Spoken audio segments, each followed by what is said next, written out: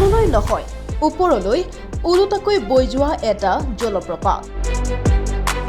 কেতিয়াবা দেখিছেনে এনে জলপ্ৰপাত? শুনিবলৈ আচৰিত যেন লাগিলেও এয়াই সত্য। পিছে ক'ত অৱস্থিত এই জলপ্ৰপাত?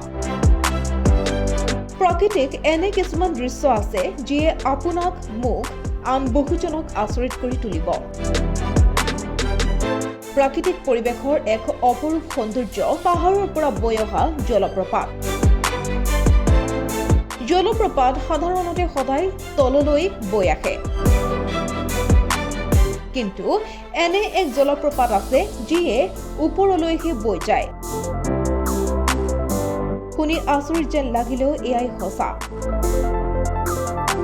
ভাৰতৰ এখন বিশেষ ঠাই য'ত জলপ্ৰপাত ওলোটাকৈ বৈ যায়।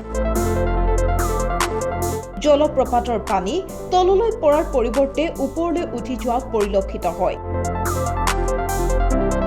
বিশেষকৈ বাৰিষাৰ বতৰত এই জলপ্ৰপাতৰ দৃশ্য অতি মনোমোহা হয়। এই জলপ্ৰপাত মহাৰাষ্ট্ৰৰ নানেক ঘাটত অৱস্থিত। যেতিয়াই বতাহৰ গতিবেগ মধ্যাকৰ্ষণ শক্তিৰ সমান হয় আৰু বিপৰীত দিশে গতি কৰে, তেতিয়াই নানেক ঘাটত বাৰিষাৰ সৌন্দৰ্যৰে ভৰি পৰে।